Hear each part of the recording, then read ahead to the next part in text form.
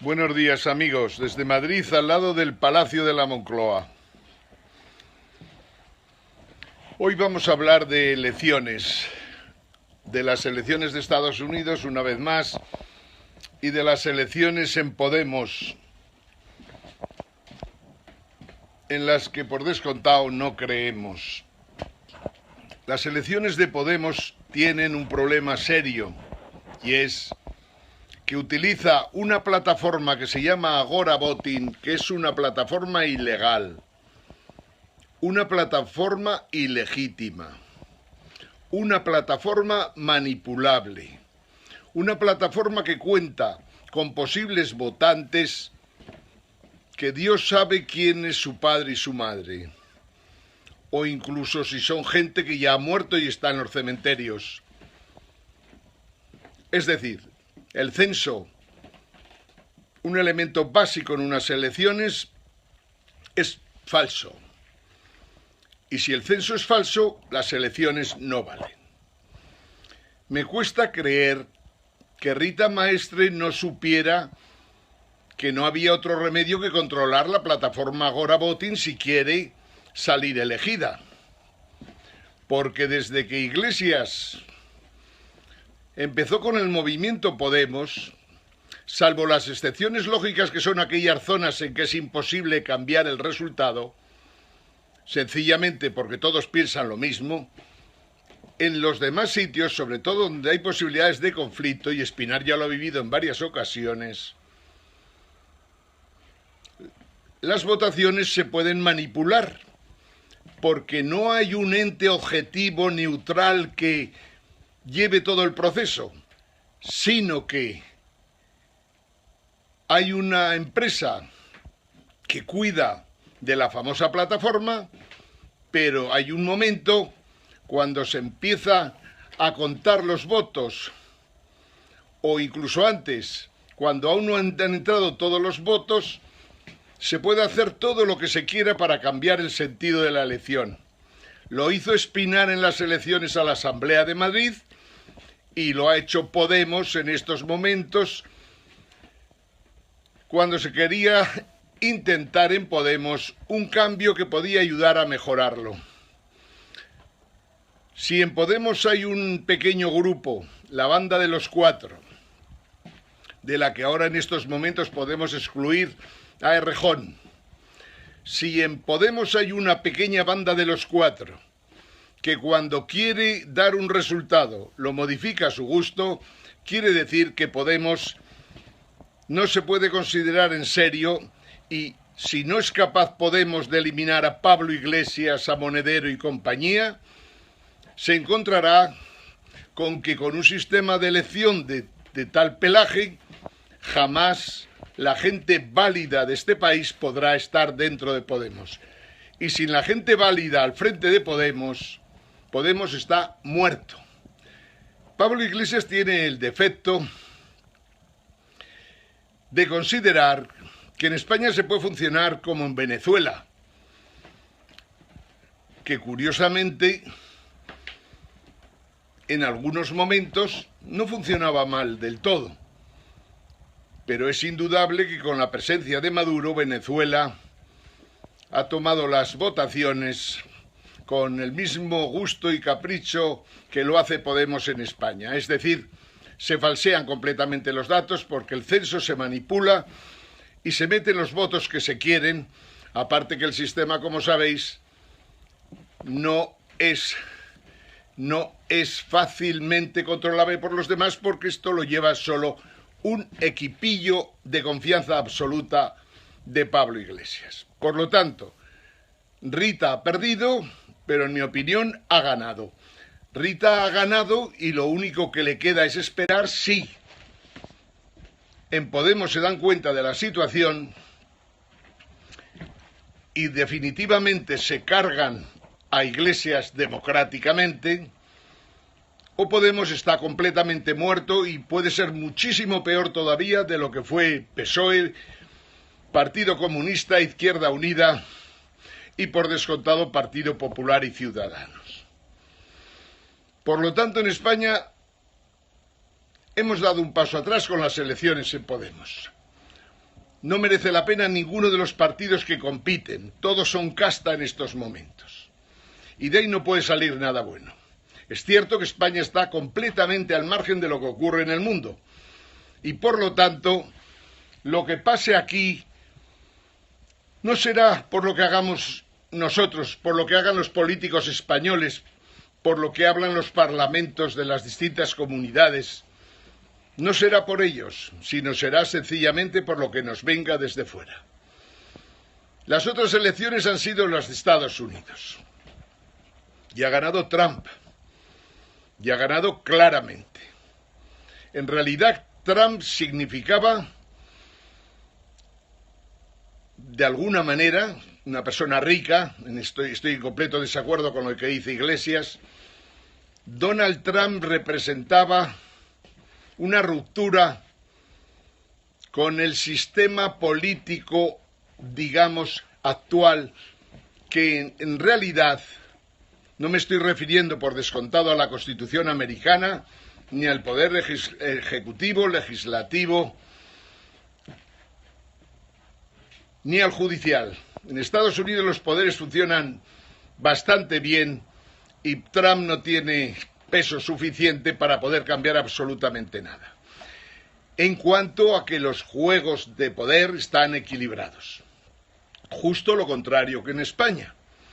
En España tenemos ahora una posibilidad y un problema profundo. La posibilidad es que al tener el Partido Popular solo 130 diputados, el resto de la Cámara trate de legislar de forma que por lo menos en los temas importantes se legisle a favor de los españoles. En eso estamos en estos momentos. Si se consigue eso, pues algo avanzará España, pero los males que se han cometido ya hasta la fecha son tales que solo un nuevo proyecto de constitución, o sea, solo la apertura de un proceso constituyente, podría mejorar seriamente las cosas en España.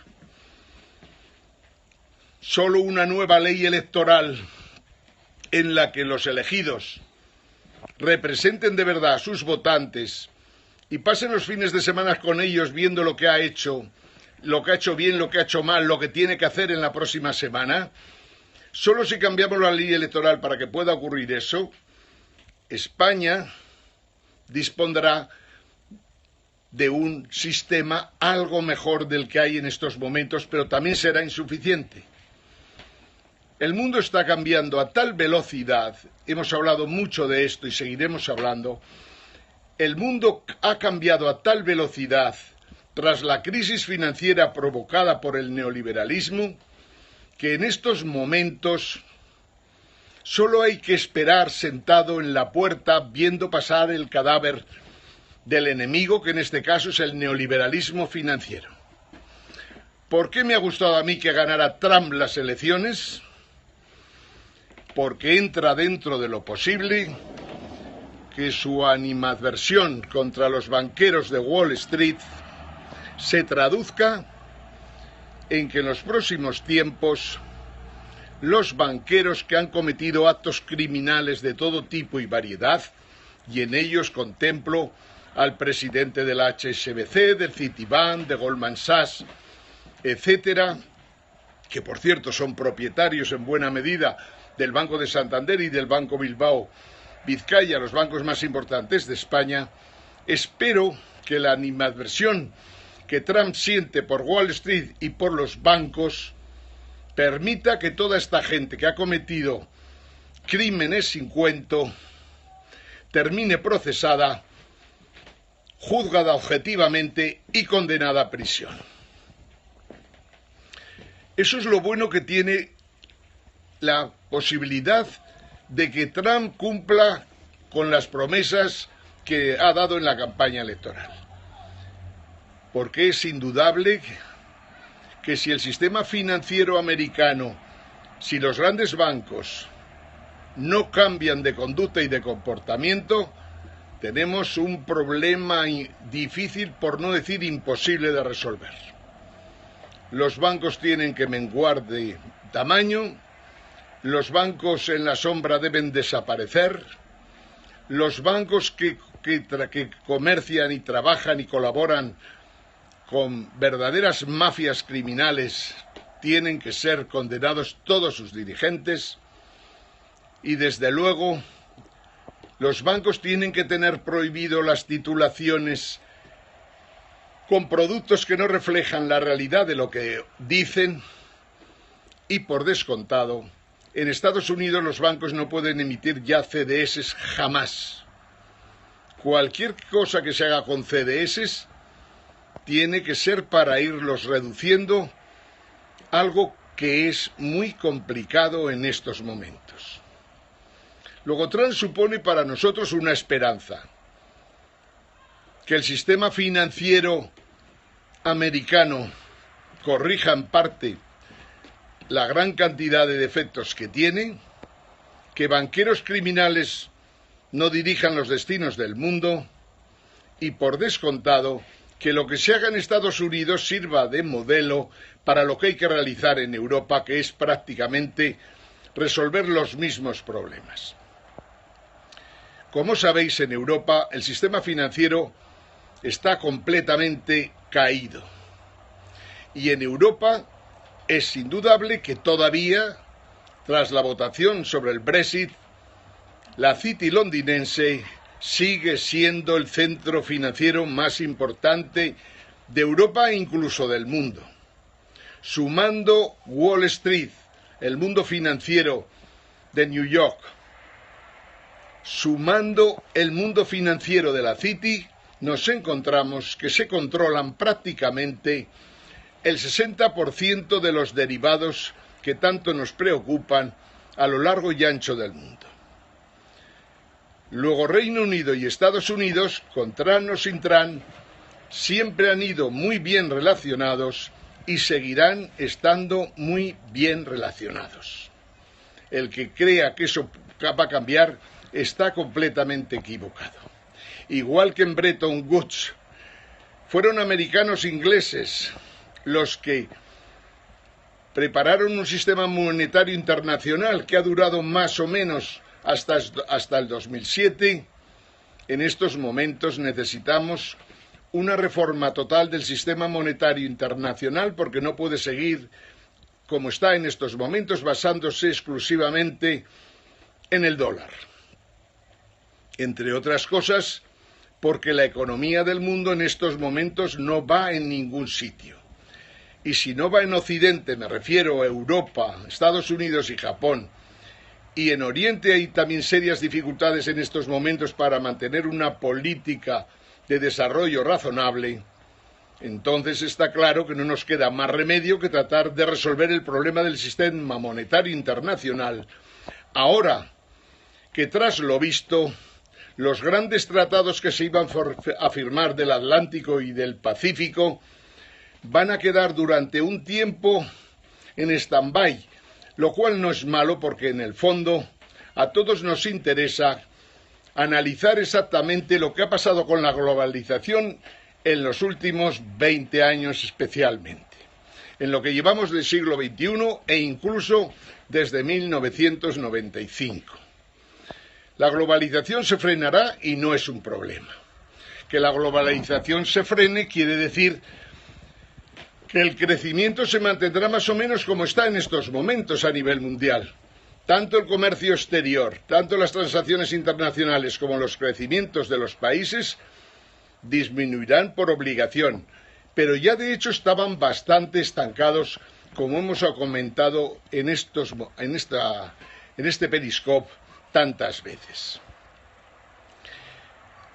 Trump puede suponer entonces que la globalización se frene algo. Trump puede suponer que se defienda de alguna manera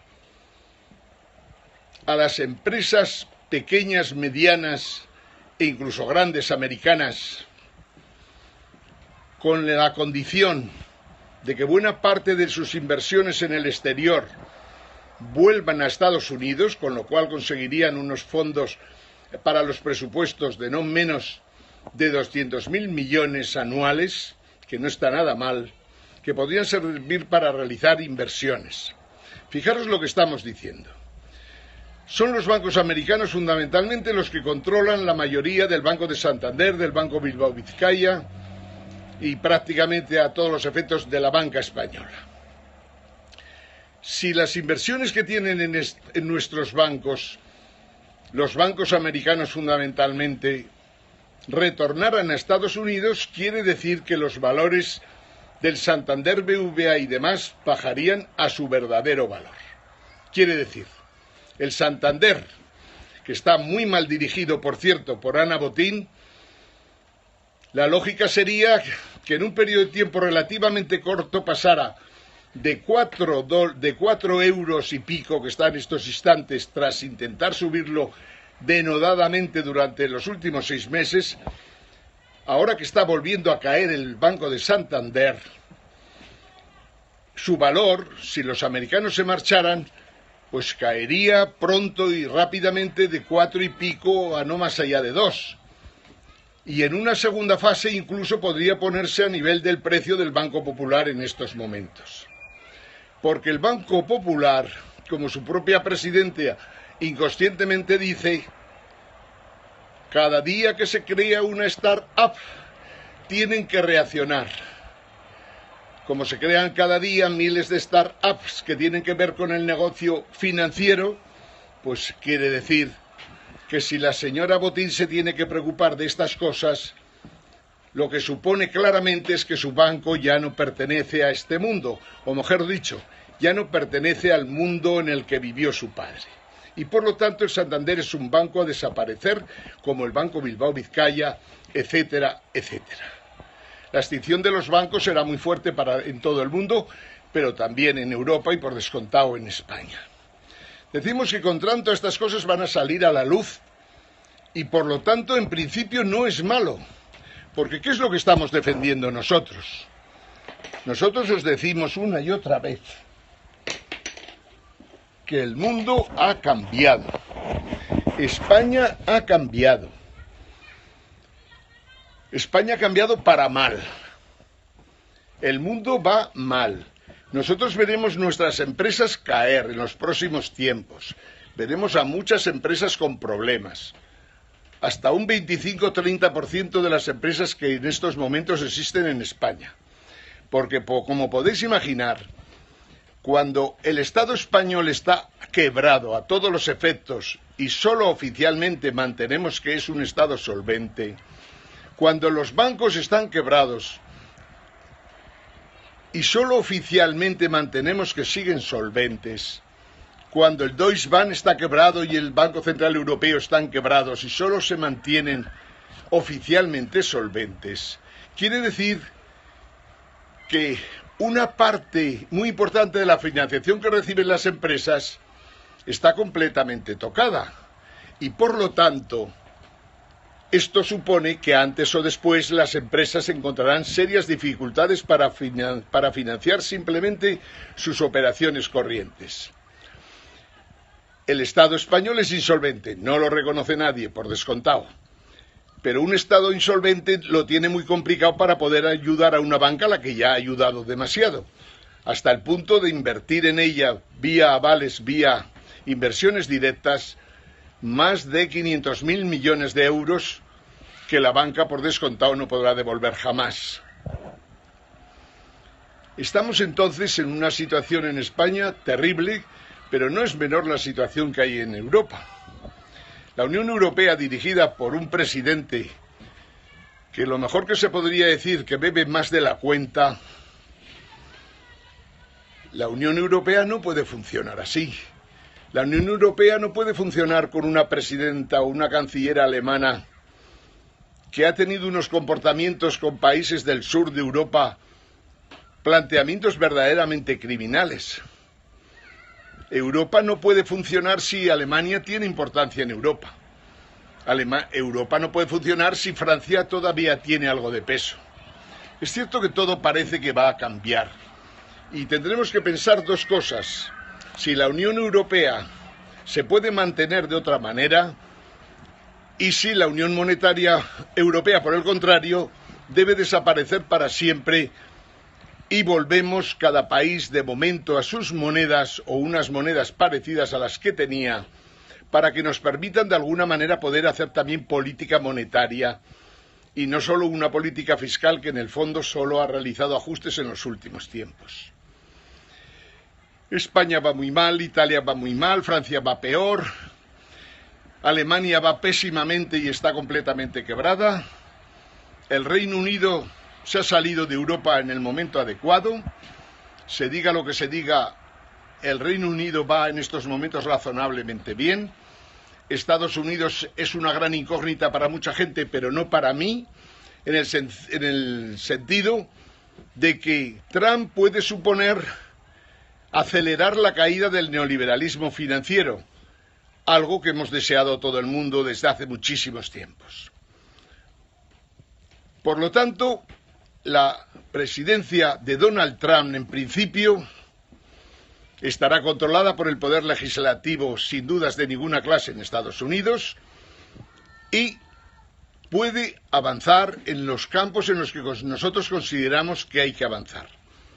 La globalización se puede estabilizar un tiempo, la globalización puede disminuir su velocidad porque era incontrolable en estos momentos. Hay que dejar que el Partido Comunista Chino tenga su próximo congreso importante que va a tener el año 2017. Es importante que Japón tenga también claro cuál va a ser su posición de cara al futuro, si más bien se integra claramente en Asia o por el contrario sigue la órbita o la senda o la cola de Estados Unidos. Yo más bien me inclino porque Japón se acercará mucho a Asia, a China, y que por lo tanto veremos un mundo diferente en el que posiblemente haya áreas geoestratégicas completamente diferentes y en cierta manera autónomas, aunque es imposible que en los momentos actuales pueda haber autonomía en ninguna parte del mundo. Por lo tanto, lo que supone Donald Trump en principio es seguramente alguna batalla comercial importante con China por parte de Estados Unidos, pero seguramente un entendimiento en cuanto a los problemas globales. Lo que supone también Donald Trump con respecto a lo que nos venía con Hillary Clinton es que posiblemente la guerra de Siria pueda ser resuelta de forma satisfactoria para los sirios, para Oriente Medio, para parte de la gente de los países de Oriente Medio, y pueda ser satisfactoria para los españoles y europeos. Es posible que las tensiones con Rusia en el Báltico, especialmente con Rusia en el Báltico y en Ucrania, puedan disminuir con Donald Trump, aunque no hay que olvidar el peso que tiene la CIA en Estados Unidos y el peso que tiene por descontado la OTAN en el momento actual. Nosotros consideramos que la presencia de Donald Trump en la Casa Blanca puede disminuir las tensiones de guerra y puede disminuir claramente o alejar la posible tercera guerra mundial que tanto nos tenía preocupados. No quiere decir esto que no haya tensiones. El problema de Siria lleva mucho tiempo en marcha. Los intereses de los lobbies americanos, ingleses y franceses, los intereses económicos en la zona, digamos, de Oriente Medio, especialmente en Siria, eran muy importantes porque en el fondo trataban de evitar que China continuara con su ruta de la seda, entre otras zonas, precisamente por Siria.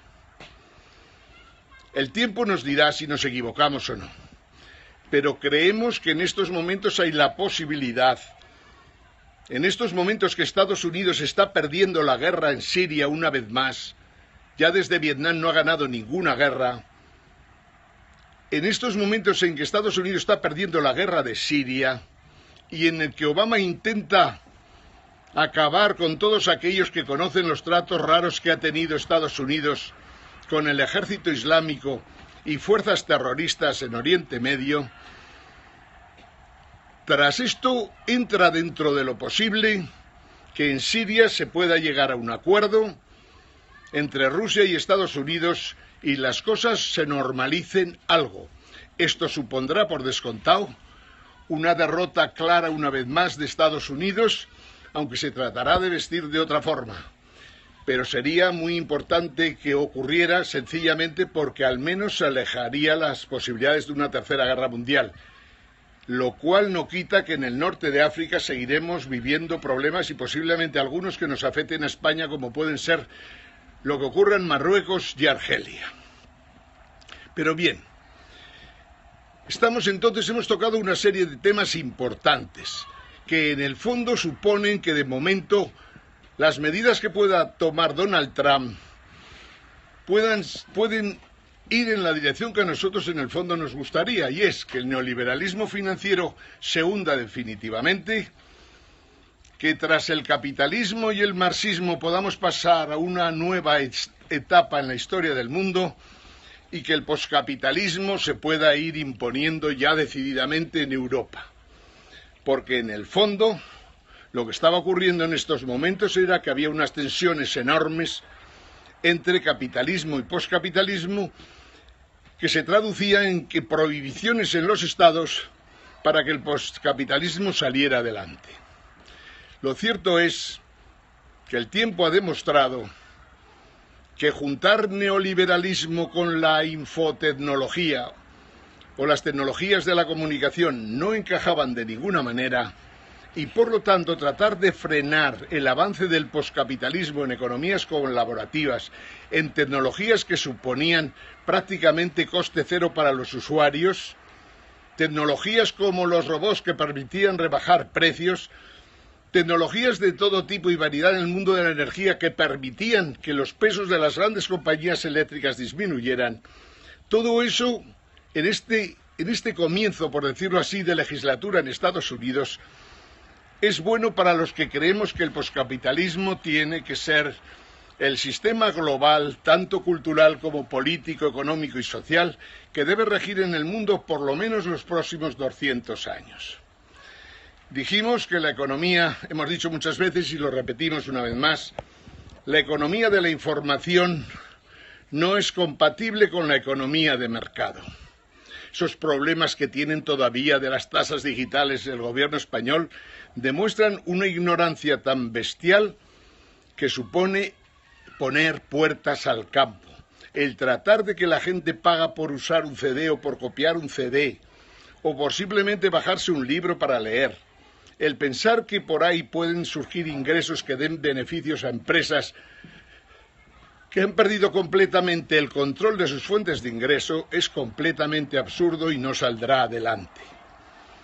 Estábamos diciendo que sí que vamos a ver en estos momentos, sobre todo si se aborda los problemas mundiales financieros, vamos a ver qué pasa con la deuda de Estados Unidos, con la deuda que tiene, por ejemplo, España, con la deuda que tiene el Reino Unido, con la deuda que tiene Japón, con la deuda italiana, con la deuda de prácticamente todos los países europeos, porque todos están endeudados.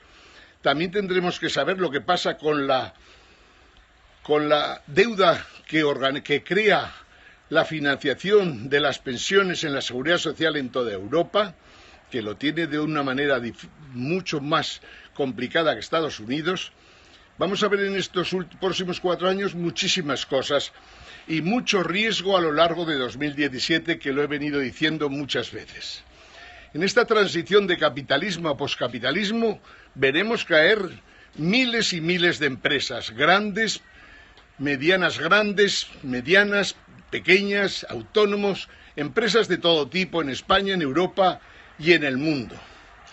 Esa política, digamos, de recogimiento de Trump en el sentido de que pide que las empresas americanas vuelvan a América, creemos que es como ir en contra total de la globalización, pero es difícil que se pueda llevar a la práctica. En parte seguramente sí, pero no en el volumen que hubiera querido seguramente Donald Trump. Los próximos tiempos vamos a ver entonces cómo se analizan, qué se hace con la deuda que hay en estos momentos en el mundo. Y como siempre que hay negociaciones sobre la deuda, porque en el fondo este es el gran problema que existe en estos momentos en el mundo, Siempre que se habla de deuda, unos salen perjudicados y otros beneficiados. Nosotros creemos que hay gente como China y Alemania que tienen mucho que perder en esa negociación, que es lo único que le falta a Alemania en estos momentos, como os digo, completamente desintegrada a todos los efectos. El otro gran tema que nos preocupa de Donald Trump, ahí sí que nos preocupa, no a favor sino en contra, es que no debe descuidar el tema del cambio climático. Las informaciones que nos vienen dicen que de aquí al 2020, solo por un tema tan simple como la baja actividad solar, me refiero que el sol echa menos llamaradas de la cuenta en estos momentos, da la impresión de que nos puede generar una mini ola de frío en los próximos 4 años en el mundo, especialmente en lo que eran zonas templadas, Estados Unidos, Europa. Quiere decir que podemos encontrarnos con que nuestros puertos, nuestras costas, se llenen de hielo. No digo que los mares se llenen de hielo, sino que las costas de los países templados de Europa, y a nosotros nos cogería desde luego muy claramente a Portugal, a nosotros, al Mediterráneo, y podemos tener una época que en el fondo no haya más que problemas que resolver ante nosotros. Y es por lo que de alguna manera, aunque esto no tiene que ver claramente con el cambio climático, puesto que las acciones son completamente externas y exógenas a nosotros, no podemos hacer nada contra las llamaradas que echa el sol. Lo que sí que está claro es que lo que sí que podemos hacer es reducir las emisiones que provocan las energías fósiles al ser quemadas. Y ahí es donde Trump tendrá que meterse en el coco, que seguir quemando carbón como pretende sería un error de gran importancia y por lo tanto sería más sencillo encontrar otro tipo de energías para resolver los problemas que pretende y seguir apoyando a las grandes empresas americanas que en el fondo están trayendo ante nosotros la tecnología, los sistemas de tecnología artificial o sistemas de inteligencia artificial que pueden ayudar mucho al mundo y por descontado a Estados Unidos, a China y a Rusia, países que también trabajan en ese campo a fondo. Quiere decir, Trump puede suponer en unos aspectos cosas muy positivas y en otros aspectos sería negativo si sigue insistiendo en conducir el petróleo desde Alaska por todo Estados Unidos a través de un gasoducto o de un oleoducto gigante, o permitir que las minas de carbón, que ya prácticamente estaban cerrando en parte, que continúen produciendo carbón y por lo tanto consumiendo centrales térmicas que produzcan una contaminación que dificulta mucho las posibilidades de que la temperatura no aumente 2 grados antes de 2050 y no antes de 2100 como se pretendía. Ni en 2050 lo evitaremos, pero si seguimos consumiendo carbón, desde luego que es seguro que incluso se puede adelantar la fecha. El problema de las migraciones es cierto que lo ha tocado muy seriamente Donald Trump en la campaña y es indudable que tendrá sus efectos también en Europa. Lo más claro para todos para este 2017 que viene es que Europa va a vivir la mayor prueba que ha sufrido en un año a lo largo de los últimos 30. Europa no puede seguir como está, la Unión Monetaria Europea no puede defender un día más el euro, el señor Draghi no puede seguir con tipos de interés negativos, el señor Draghi no puede defender a presidentes de bancos imbéciles, ineptos, que no saben exactamente ni cómo, ni dónde están, ni por qué están en estos momentos con los problemas que tienen. Europa tiene que plantearse seriamente los próximos 2 años el acabar con el euro, pero hacerlo de una forma ordenada. 2017 es un año, como digo, de prueba. En Estados Unidos no ha sido la primera vez que se ha encargado un presidente.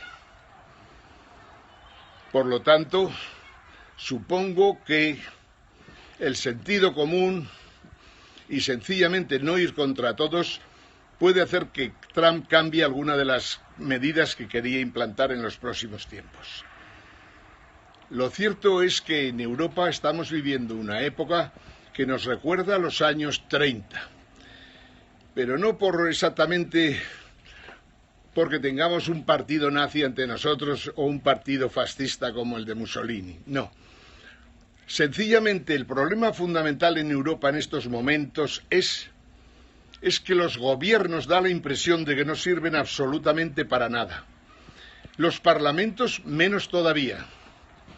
Si los gobiernos y los parlamentos no sirven para nada, porque sencillamente están completamente fuera de la realidad, no son capaces de legislar anticipándose a lo que viene, a los cambios tecnológicos o a los cambios que producen los avances en las tecnologías, a la destrucción de puestos de trabajo que se están produciendo. Si nuestros gobiernos y nuestros parlamentos no entienden absolutamente nada de esto, quiere decir que la democracia liberal, tal como se ha entendido en Europa, está muerta y no tiene ninguna posibilidad de sobrevivir. El mundo de la economía, que tan importante ha sido en los últimos 25 años, precisamente para crear los desastres que ha producido, el mayor, que toda la banca esté quebrada en estos momentos, suponemos que hará un acto de contrición y los catedráticos que estaban defendiendo el liberalismo y neoliberalismo dejarán las cátedras y volverán a estudiar de nuevo por si algún día pueden retornar a ellas.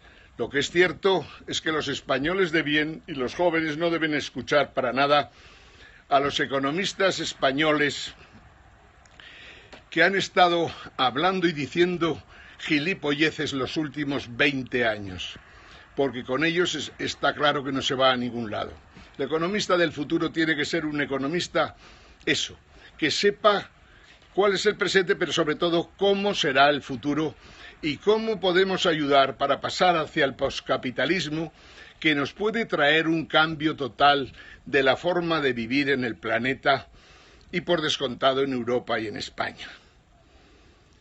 Amigos, hoy sábado leíamos un artículo de La Vanguardia del único periodista, escritor que nos gusta algo de La Vanguardia, Gregorio Morán.